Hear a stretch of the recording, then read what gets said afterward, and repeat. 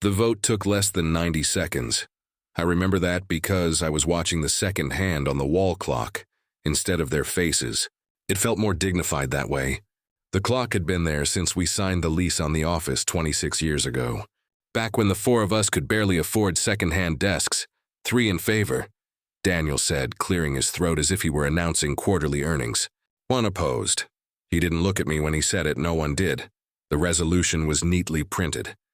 Removal of managing partner, black ink. Bullet points. My name spelled correctly, at least. They slid the packet across the walnut table toward me like it was a menu I'd already decided on. It's just time, Richard, Paul added gently. We think you'll finally be able to rest. Rest? I folded my hands in front of me so they wouldn't see the tremor. Not from fear. From something closer to disbelief. These were men whose mortgages I'd co-signed in the early years. Men whose children I'd bounced on my knee at company picnics. You've built something incredible, Daniel continued, rehearsed. But the market's shifting. We need agility. Polite word for youth? I nodded once. Slowly. The way you do when a doctor explains a diagnosis you already suspected. Outside the glass walls of the conference room, a few associates pretended not to stare. My assistant, Marjorie, stood frozen at her desk, eyes wide but loyal enough not to look away. Paul pushed a pen toward me. We'll, of course, honor your equity according to the standard terms. Standard terms. That was the only phrase that made me look up. 3 men across from me. Tailored suits. Fresh ambition. The faintest hint of relief in their shoulders. Like they'd finally gathered the courage to do what they'd whispered about for months. They expected anger. Maybe a raised voice. Maybe a speech about loyalty. Instead, I adjusted my cufflinks. Of course, I said quietly. If that's the vote. I signed nothing. I simply closed the folder and rested my palm on it, feeling the weight of the paper beneath my hand. They thought they'd just removed me. What they forgot, what none of them had bothered to reread in over 2 decades, was that I wrote the agreement, self, and I never believed in standard terms. Before the vote, before the careful voices and folded hands, my life moved at a pace most people would call uneventful. I arrived at the office at 6:15 every morning. The security guard, Thomas, would nod as I stepped through the lobby doors with the same leather briefcase I'd carried for 15 years. He once asked me why I didn't upgrade. It still closes, I told him. That's enough. The lights on our floor clicked on in sections as I walked down the hallway. I liked those first 20 minutes alone. The hum of the HVAC system, the smell of paper and coffee grounds from the machine warming up. It reminded me of the early years, when quiet was all we had. Back then, there were 4 of us and more ambition than revenue. I mortgaged my house to cover payroll twice in the first 18 months. I didn't tell my wife until after the second time. She listened, then nodded and said, "If you believe in it, I believe in you." She passed 3 years before we ever turned a real profit. The firm was the last thing we built together. Daniel was fresh out of business school when I brought him in. Smart, restless. He spoke in projections and multipliers. Paul had a talent for clients. He could make a room feel smaller, more personal. And Mark, quiet Mark, was meticulous with operations. We weren't friends in the beginning. We were tired men trying not to fail. I paid myself last. Always. There's a particular kind of pride in watching someone else's paycheck clear when yours doesn't. It isn't glamorous. It doesn't show up in interviews or anniversary speeches, but it builds something steadier than applause. When Daniel's first child was born premature, he called me from the hospital parking lot, voice cracking. I wired him 3 months' salary before he asked. When Paul's father died, I took over his accounts without complaint and never mentioned the lost commissions. Mark once admitted, after too much bourbon at a holiday party, that he'd never expected this to work. You just kept showing up, he said to me. That's what did it. I did keep showing up even after we grew. Even after the glass walls replaced drywall and our logo sat etched in the lobby downstairs. Even after the younger associates began referring to me as Mr. Whitaker instead of Richard. Success changes a room quietly. The jokes get safer. The chairs get softer. The risks feel less romantic. I noticed the shift before I named it. Daniel began using phrases like legacy positioning when clients weren't around. Paul started taking lunches without inviting me. Mark upgraded his car twice in 1 year. None of that bothered me. Growth looks different on everyone. What did linger was the way conversations would soften when I entered. Not stop, just tilt, like a door nudged almost closed. "Morning, Richard," they'd say in unison, just a shade too bright. At 68, I was the oldest in the firm by more than a decade. I knew that. I felt it in my knees during long flights and in the way technology seemed to evolve overnight. But I also knew our largest clients still called my direct line. They trusted the steadiness in my voice. I never chased innovation for its own sake. I preferred systems that held. There's a difference between being cautious and being obsolete. I was careful to remain the former. Every quarter I reviewed our founding documents. Not because I distrusted anyone, but because paper remembers what people forget. The partnership agreement sat in a navy binder in my office credenza. The spine was worn smooth. I'd drafted most of it myself with a young attorney who has since retired. "Build in protection," he told me at the time. "Not because you expect betrayal, because success invites it." I didn't think much of the comment then. We were too small to betray. As the years passed, our firm became stable, predictable, profitable. We weren't flashy, but we were respected. And respect, I've learned, is quieter than admiration. It lasts longer. On Friday afternoons, I'd walk the floor and ask associates about their cases, not to micromanage, to listen. I remembered what it felt like to be unseen. Sometimes I'd catch Daniel watching from his office, expression unreadable. Once as I passed by, I heard him say to Paul, "He still thinks this is 2004. He didn't know I heard. I didn't correct him either. Age gives you the advantage of perspective. It also paints a target on your back if others mistake composure for complacency. Still, I believed in loyalty, not blind loyalty, earned loyalty. We had built something from dust and debt. I assumed that history meant something to them. Perhaps that was my only miscalculation. The morning of the vote, nothing felt different. I arrived at 6:15, Thomas nodded. The lights flickered on in their patient sequence. Marjorie brought me coffee at 7 now and sharp. "You have a 10 a.m. partners meeting," she said. "Full attendance." "Of course," I replied. Full attendance. I remember thinking it was good to see everyone making time. I did not yet understand what they were making time for. The first time they framed it as concern. It was Daniel who asked me to lunch. He chose a quiet steakhouse 2 blocks from the office. Dark wood, white tablecloths. The kind of place where conversations are meant to stay between the people having them. I figured, "We don't do this enough," he said as we sat. "Just the 2 of us. We used to do this once a month in the early years, back when strategy meant deciding which vendor we could afford to pay first." The waiter poured water. Daniel didn't open the menu. "I'll get straight to it," he said, folding his hands. A gesture I recognized. I'd taught him that. Pause before delivering difficult news. "You've been carrying this firm for a long time." "I haven't carried it alone," I replied. "Of course not." A quick smile. "But you've been the anchor." Anchor, it sounded complimentary. It wasn't. He leaned back slightly. "The market's shifting faster now. AI integration, aggressive acquisitions, younger clients expecting a different pace." I nodded. "We've adapted before." "Yes, but adaptation requires energy." He hesitated as if choosing a delicate word. "Stamina." I waited. "I'm saying this because I respect you," he continued. "Have you thought about stepping into a more advisory role?" There it was, softly placed between us like a check at the end of a meal. "Advisory," I repeated. "You'd still be involved, just not in the daily operations." "Let us handle the heavier lift." I studied his face. He wasn't cruel. He believed he was being reasonable. That almost made it harder. "And this is your idea?" I asked, a pause. "Brief but measurable, it's been discussed." "With whom?" "The partners, meaning all of them. The stakes arrived. Neither of us touched them." "I see," I said. Daniel exhaled, relieved that I wasn't raising my voice. "We just don't want you burning out, Richard. You've earned the right to slow down. Have I given you reason to believe I'm struggling?" "No, not struggling."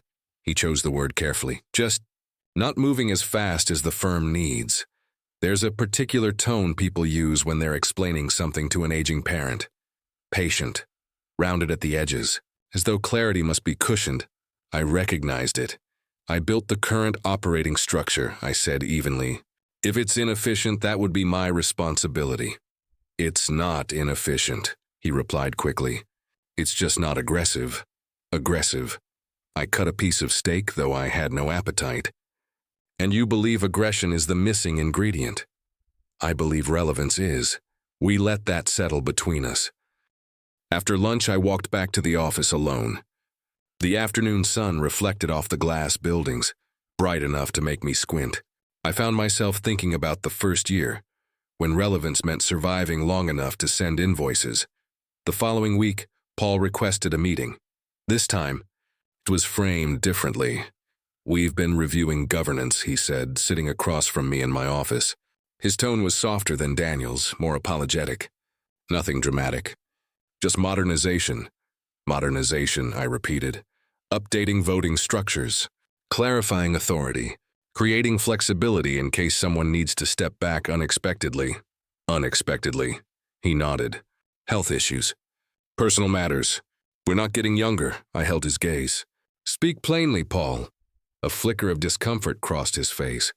Some of the associates feel the firm's identity is too closely tied to you. That was once considered a strength. It was. He sighed. But succession planning matters. Succession.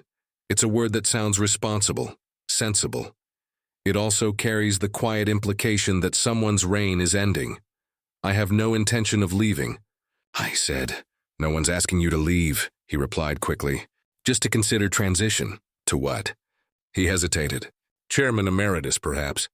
A symbolic leadership role, symbolic. In other words, visible but powerless.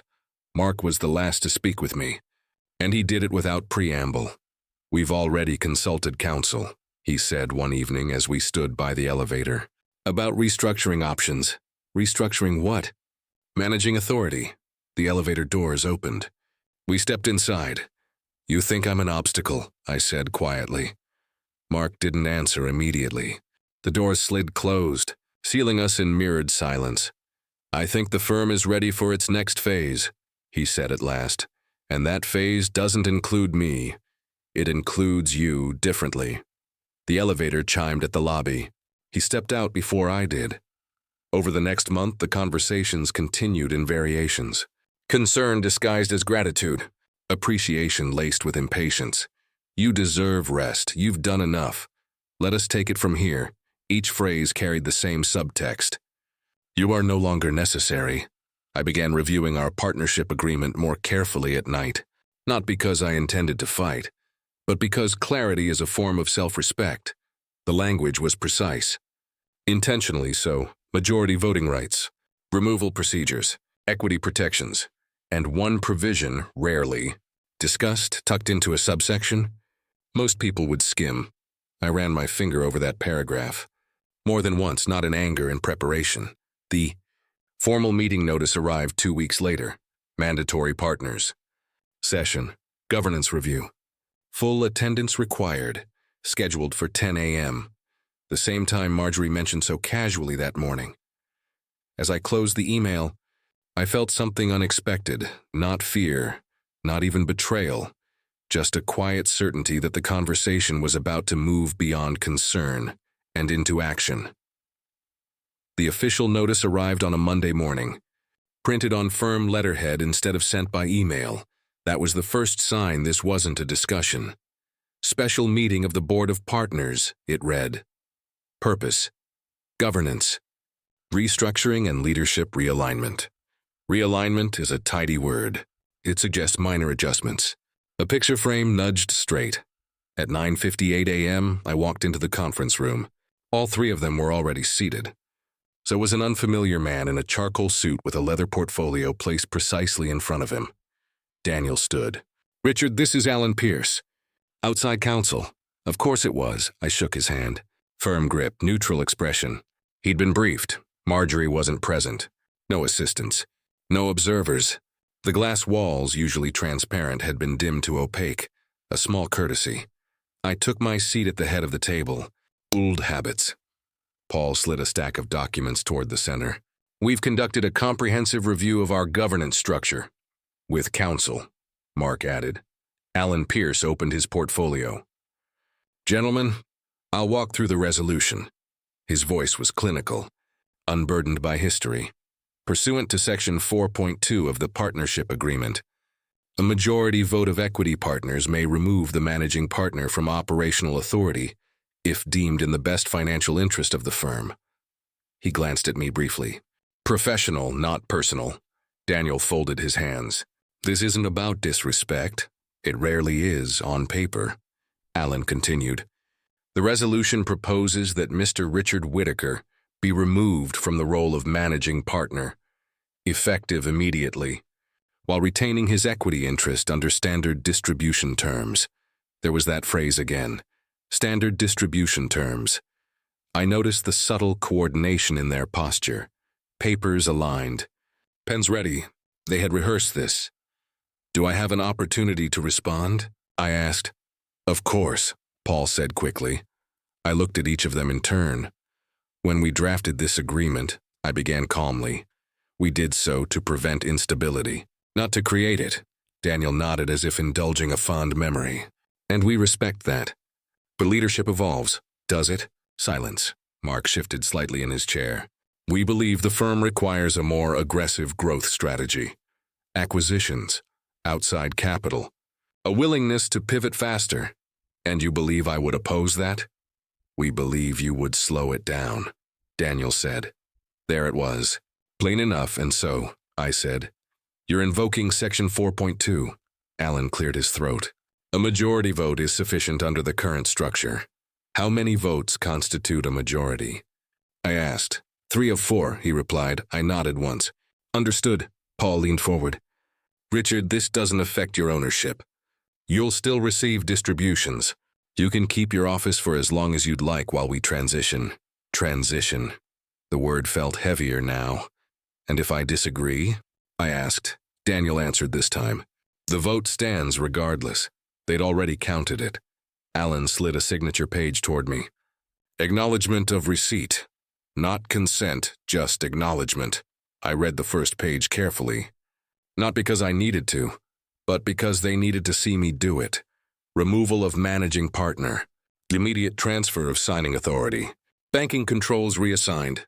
Client communications to be drafted by end of week efficient. You've prepared announcements, I said. Yes, Mark replied. We felt it was important to control the narrative. Control. That seemed to be the theme. I set the papers down gently. You're confident, I said, not accusingly. Daniel met my eyes. We're prepared. Prepared, that word lingered. Very well, I said. Paul looked almost relieved. We can take the vote now. No need, Daniel replied quietly. We've already discussed it.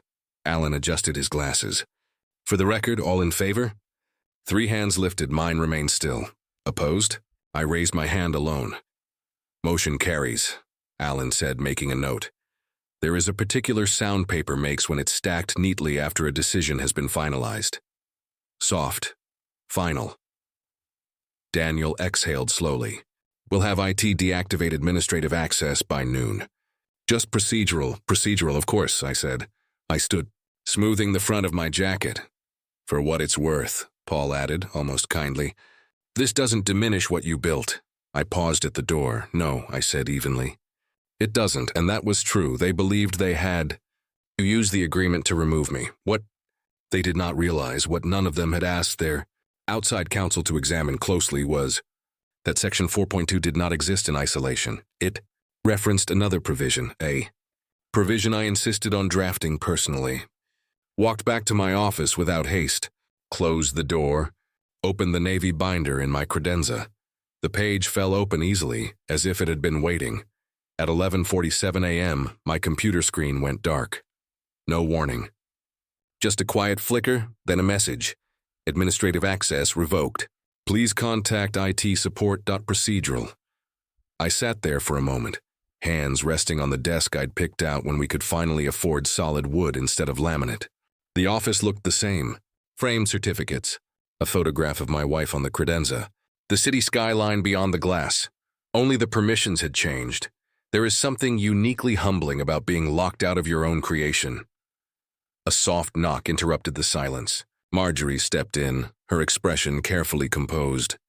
"They've asked for your key card," she said. "Security says it's temporary. Just until the new access hierarchy is configured." Temporary.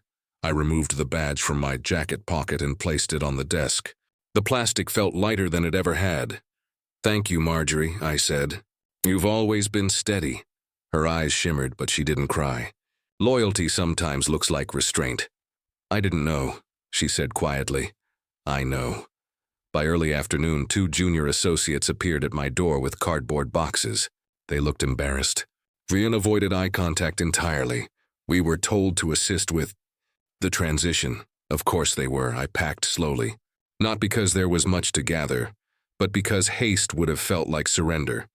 The navy binder went into my briefcase. Last. As I stepped into the hallway carrying the box myself, I heard laughter from the conference room at the far end. The door wasn't fully closed. "Finally modernized this place," Daniel was saying. A chuckle followed. Paul's voice lower. "We should have done this 2 years ago. 2 years ago, I didn't pause long enough to be seen. Just long enough to understand. Modernize, that was the word they preferred. It sounded cleaner than replace. The elevator ride down felt longer than usual. No one joined me. When the doors opened to the lobby, Thomas looked up from his desk. "Everything all right, Mr. Whitaker?" "It will be," I replied. He nodded, uncertain whether that was reassurance or farewell. Outside, the late summer air felt heavier than it had that morning. I placed the box carefully in the trunk of my car, then sat behind the wheel without starting the engine. For the first time since we signed the lease 26 years earlier, I was not certain when I would return. There is a peculiar ache that accompanies displacement. Not anger, not even grief. Something quieter, as if the walls themselves have withdrawn recognition. I drove home slowly. The house was still. My wife's photograph greeted me in the hallway. I set the box on the dining room table and removed the binder. The navy cover was worn at the edges, softened by years of handling. I opened it to section 4.2, the clause they had invoked so confidently. Then I turned the page. Section 4.3. Most agreements are read in headlines. Few people study the footnotes. The language was precise. In the event that a managing partner is removed by majority vote, said removal shall constitute a triggering event under Founder Protection Provision. 7.1, I traced the words with my finger. Founder Protection Provision 7.1 was longer, denser, itty.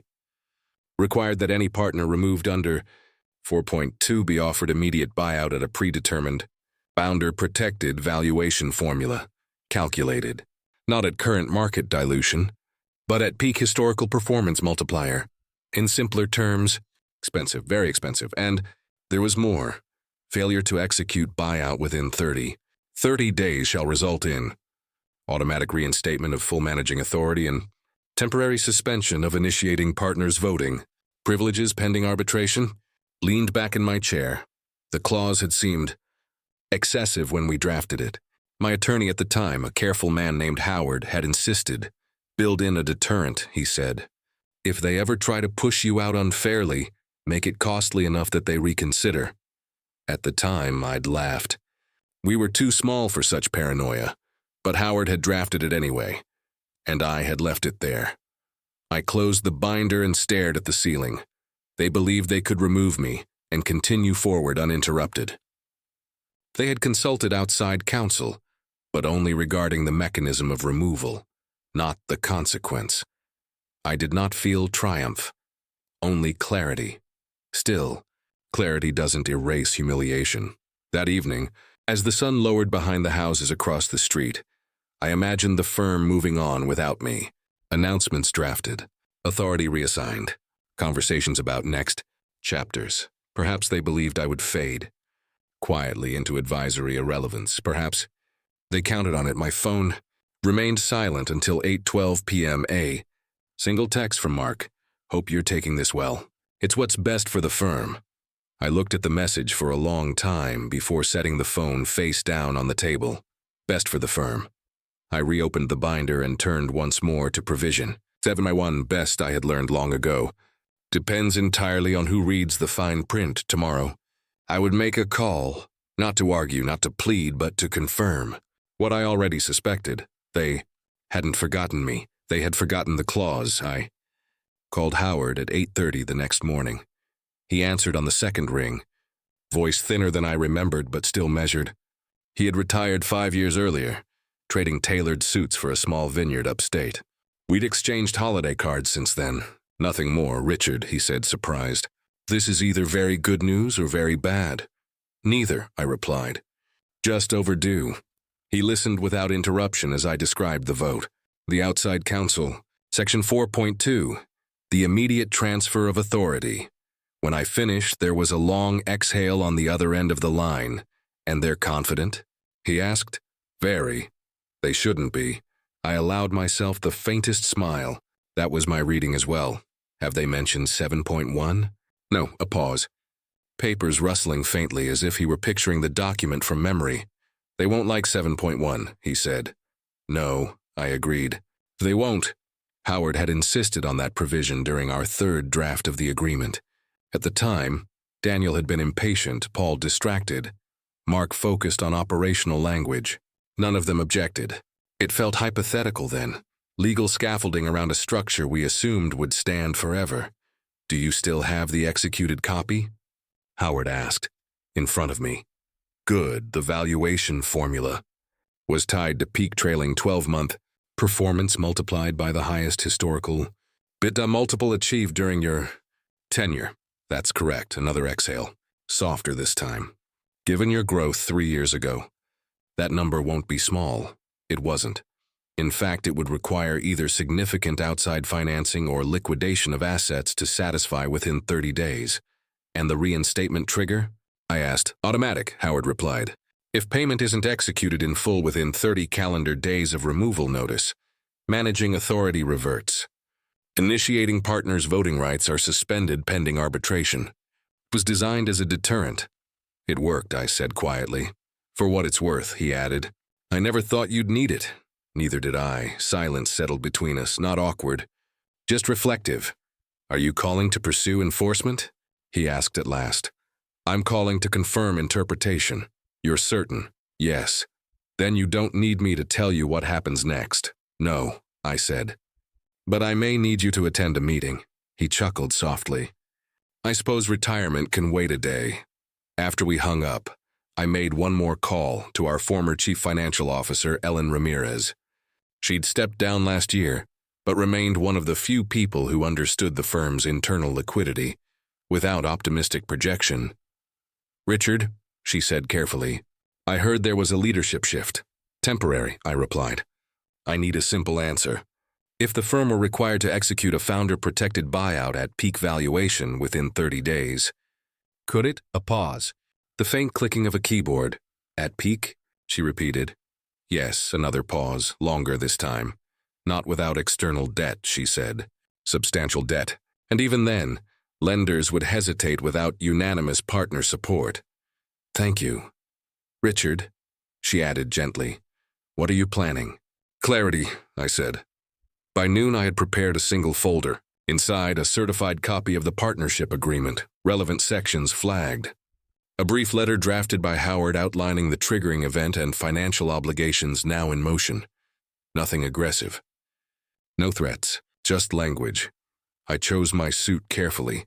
A navy one my wife once said made me look unshakable. I polished my shoes myself. Ritual matters in moments like this. At 3:40 p.m., I sent a brief email to the partners. Subject, follow-up on governance vote message.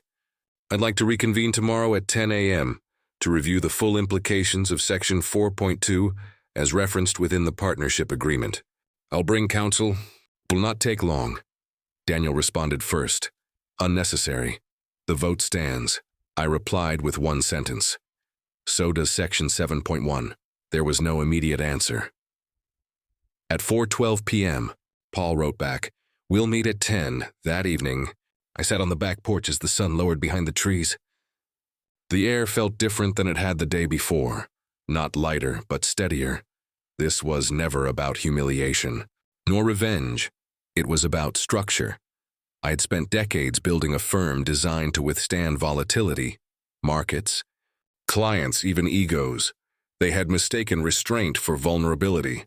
Tomorrow, they would read the rest of the agreement, and for the first time since the vote, I allowed myself a quiet certainty. Preparation is a form of power. At 9:55 a.m., I stepped off the elevator and into a silence that felt arranged. Thomas gave me a small nod as I passed. My keycard no longer worked, but the front desk had been instructed to grant me temporary access. Procedural reversals begin quietly. The glass walls of the conference room were clear again. All three of them were already seated. This time there was no attempt at casual posture. No coffee cups. No small talk. Alan Pierce sat beside Daniel, a legal pad open in front of him. Howard arrived a minute after I did, walking with the measured pace of a man who no longer rushes for anyone. He shook hands politely and took the seat to my right. "Let's make this efficient," Daniel said. "Agreed," I replied. I placed the certified copy of the partnership agreement on the table and turned it so it faced them. "You invoked Section 4.2 yesterday," I began calmly. "Majority removal of managing partner," Alan nodded. "Correct. Section 4.2 does not stand alone," I continued. "It references Founder Protection Provision 7.1. A flicker passed across Paul's face. Mark's brow tightened slightly. Alan adjusted his glasses. We reviewed the agreement in full. "Then you're familiar with the triggering language," Howard said evenly. Alan flipped through his copy. Pages shifted. Silence lengthened. I did not rush it. Finally, Alan cleared his throat. Provision 7.1 defines removal under 4.2 as a triggering event, requiring mandatory buyout at founder-protected valuation. Daniel leaned forward. "Standard buyout terms." "Not standard," Howard interrupted gently.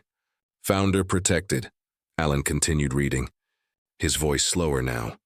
"Valuation shall be calculated based on peak trailing 12-month performance, multiplied by the highest historical EBITDA multiple achieved during the managing partner's tenure." Stopped. The room had grown very still. "That multiple was achieved 3 years ago," Mark said quietly. "Yes," I replied. Paul looked toward Alan. "And the payment timeline?" Alan swallowed once before answering. 30 calendar days from date of removal notice. "And if payment isn't executed?" Daniel asked, though I suspect he already knew. Alan's eyes moved back to the page. "Failure to execute buyout within 30 days results in automatic reinstatement of full managing authority to the removed partner, and temporary suspension of initiating partner's voting privileges pending arbitration." No one spoke for several seconds. Outside the glass walls, associates moved through the hallway, unaware that the foundation beneath them had just shifted. Daniel broke the silence first. "This clause was never discussed." "It was drafted in the original agreement," I said. "You all signed it." "That was decades ago," Paul replied. "Yes," Mark leaned back slowly. "Why include something like this?" Howard answered before I did. "To deter opportunistic removal of a founding partner without full consideration of consequences." "We're not being opportunistic," Daniel said, a hint of irritation surfacing. "No," I agreed calmly. "You're being procedural." Alan closed the binder gently. "Have you calculated the valuation figure?"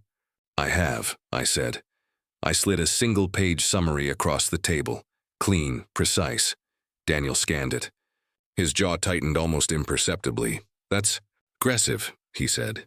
"It's contractual." Paul ran a hand through his hair. "We don't have that kind of liquidity." "I'm aware," I replied. Mark looked directly at me for the first time that morning. "So what exactly are you asking for?" "Nothing beyond the agreement you chose to activate." Daniel's tone sharpened slightly. "You'd bankrupt the firm over pride?" "No," I said evenly. "I would enforce the structure designed to protect it. That's semantics. It's governance." The tension in the room wasn't loud. It was compressed, like air before a storm that never quite breaks. Alan cleared his throat again. "Gentlemen, the clause is enforceable as written." If Mr. Whitaker chooses to trigger it formally, the firm must either execute the buyout within 30 days or face automatic reinstatement under suspended voting conditions. Daniel stared at the valuation sheet. Paul looked pale. Mark remained very still. I folded my hands on the table. I did not draft this provision expecting to use it, I said quietly. I drafted it because success changes incentives. Daniel met my eyes. What do you want, Richard? There it was, not defiance, not apology, recognition. I let the question settle before answering. We have 29 days left, I said. No one spoke immediately after I said it. 29 days. It wasn't a threat. It was arithmetic. Daniel leaned back slowly, as though distance from the table might soften the numbers printed in front of him. Paul kept staring at the valuation summary, lips pressed thin. Mark's expression had shifted from confidence to calculation. Alan broke the silence first. To be clear, the triggering event clock began at the time of formal notice yesterday morning. Correct, Howard said. So, Paul murmured, almost to himself, we're already 1 day in. Yes, I replied. Daniel's composure returned in layers. He folded his hands again, mirroring the posture he'd used when he first suggested I consider advisory. What are the actual options? He asked, voice controlled. Howard answered plainly. Option 1, execute the founder-protected buyout in full within 30 days. Option 2, fail to execute, in which case Mr. Whitaker's managing authority is automatically reinstated, and initiating partners' voting rights are temporarily suspended pending arbitration. And arbitration would examine what? Mark asked. The legitimacy of the removal and any damages arising from it, Howard replied. Paul let out a quiet breath. This is disruptive. No, I said gently. The disruption occurred yesterday. Daniel looked at me carefully. You knew about this? I drafted it, and you waited. I hoped I would never need it. The room grew still again, but the energy had changed. The confidence they'd worn the day before had thinned into something more cautious. Daniel tapped the valuation sheet once with his finger. If we attempted the buyout, we'd need external financing. Yes. At terms that would cripple expansion, Mark added. Likely, Howard confirmed. Paul finally looked up. You'd walk away? Take the payout and leave? I considered the question. If the firm can honor the agreement, I said, I would. The simplicity of that answer seemed to unsettle them more than anger would have. Daniel studied me for a long moment. And if we can't? Then the agreement governs what happens next. Silence. Outside the glass walls, life continued as usual. Phones ringing, printers humming, associates discussing deadlines. Stability, unaware of how fragile it had just been. Mark was the first to speak with clarity. We miscalculated. It wasn't an apology. It was an assessment. Paul nodded faintly. We focused on removal mechanics. Not consequence. Daniel's jaw tightened. Then slowly he exhaled. If we rescind the vote, he said carefully, does the triggering event dissolve? Howard glanced at me before responding. If the removal resolution is formally withdrawn prior to enforcement notice, and both parties agree in writing, the triggering mechanism can be nullified. Paul's shoulders lowered a fraction. Daniel met my eyes. Would you agree to that? I did not answer immediately. Power, I've learned, is loudest when exercised quietly. I would agree, I said at last. Under original governance terms. No restructuring of managing authority without unanimous consent. And no further outside council consultations regarding my removal without my presence. Mark nodded first. Reasonable? Paul followed. Agreed. Daniel hesitated only a second longer. Then, agreed. Alan began drafting language immediately.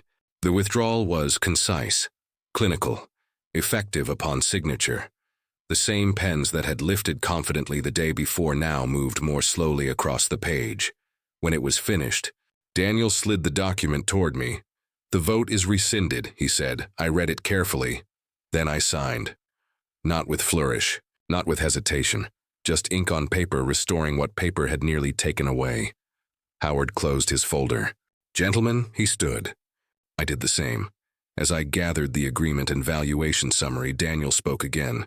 Quieter now. We should have handled this differently. Yes, I said. Paul looked almost embarrassed. We underestimated you, I shook my head slightly. You underestimated the agreement. There is a difference. When I stepped out of the conference room, the hallway felt unchanged. But the air carried something steadier. Authority had not been reclaimed through volume. It had been restored through foresight. And foresight, unlike aggression, doesn't expire with age. The official announcement went out at 4:30 p.m. It was brief. Subject, governance clarification. Message, following internal review. The partners have unanimously agreed to maintain the firm's current leadership structure under its original governance framework. We remain committed to stability, growth, and continuity for our clients and team. Unanimously. That word had not applied 24 hours earlier. No mention of removal. No reference to reversal. Just stability, continuity. Carefully chosen nouns. By the next morning, my administrative access had been restored. My keycard functioned again without ceremony. The systems that had rejected my login now opened without resistance. Procedural. I resumed my 6:15 a.m. arrival the following Monday. Thomas looked faintly relieved to see me. Back to normal. Sir? He asked. There was a brief misunderstanding, I replied. He nodded as though that explained everything. In the weeks that followed, something subtle shifted inside the firm. Daniel was more measured in meetings. When he spoke about expansion now, he framed it as discussion rather than declaration. Paul included me in client strategy lunches again, perhaps out of caution, perhaps out of respect. Mark, always the most observant, asked for my input before adjusting operational systems. No one mentioned Provision 7.1. They didn't need to. Power, once demonstrated, rarely requires repetition. But the incident left its mark, not as a scar, but as a recalibration. Trust, I've learned, does not shatter in a single moment. It erodes quietly when ambition outruns gratitude. What happened in that boardroom wasn't born overnight. It had been forming in small glances, softened conversations. The word modernize used a little too often. I could have chosen to punish them. The agreement allowed for it. I could have forced the buyout attempt, watched lenders hesitate, seen expansion plans collapse under debt. I could have reclaimed authority not just structurally, but symbolically, reminding them daily of how close they had come to losing everything. But that would have weakened the very thing I spent decades building. A firm cannot thrive on fear of its founder. It must function on shared discipline. 2 months after the vote was rescinded, Daniel requested another lunch. This time, he didn't frame it as concern. I misjudged you, he said plainly once we were seated. No, I replied. You misjudged the foundation. He gave a thin smile. You always were better at long-term planning. Planning isn't suspicion, I said. It's acknowledgement that circumstances change. He nodded slowly. Were you ever actually going to enforce it? Yes, the answer surprised him. I wouldn't have bankrupted the firm, I continued. But I would have required you to confront the cost of haste. He leaned back, absorbing that. We wanted faster growth, he said. More aggressive positioning. And you still should, I replied. But not at the expense of structure. Aggression builds quickly. Structure endures. That conversation marked a quiet turning point. Not in hierarchy, but in tone. I began mentoring one of our younger associates more deliberately after that. A sharp woman named Caroline who reminded me of Daniel in his early years. Ambitious, impatient, intelligent. One afternoon, she asked me a question no one else had dared. Is it true the partners tried to push you out? Rumors travel even when memos don't. They attempted a restructuring, I said. And they rediscovered the agreement. She studied me carefully. Were you angry? The honest answer would have been complicated. Instead, I chose clarity. No, I said. I was prepared. Preparation removes the need for anger. On the anniversary of our firm's founding, we gathered in the same conference room where the vote had taken place. There were speeches, catered lunch, a slideshow of old photographs, 4 younger men standing beside mismatched desks, smiling as though exhaustion were temporary. When my turn came to speak, I kept it brief. Success, I said, looking around the room, is rarely threatened by competitors first. It's threatened by complacency or impatience within. Our responsibility is not just to grow, but to protect what growth stands on. I did not mention clauses, or votes, or 30-day clocks. I didn't need to. Afterward, as the room dispersed into smaller conversations, Mark approached me quietly. "We were wrong," he said. "Yes," I replied gently. "You were," he nodded once. There was no defensiveness left in him. Paul joined us a moment later, offering a glass in silent acknowledgement. Daniel remained across the room speaking with clients, but when our eyes met, he gave a small, deliberate nod. Respect looks different after it's tested. That evening, I stayed later than usual. The office had emptied, leaving only the low hum of the building's systems and the city lights beyond the glass. I opened the Navy binder one last time. Section 4.2, Section 7.1, the language hadn't changed. It never would. I considered removing the clause, simplifying the agreement now that the lesson had been learned. But agreements aren't written for comfort, they're written for contingency. Closed the binder and returned it to the credenza. At 68, I understand something I didn't when we first signed that lease. Loyalty is admirable. Trust is necessary. But structure is what preserves both when emotion falters. They thought they were voting me out. What they forgot was that foresight doesn't announce itself. It waits patiently in the margins, in the provisions no one expects to need. Strength isn't loud. It doesn't slam fists on tables or demand recognition. It drafts carefully. It signs deliberately. And when tested, it simply turns the page.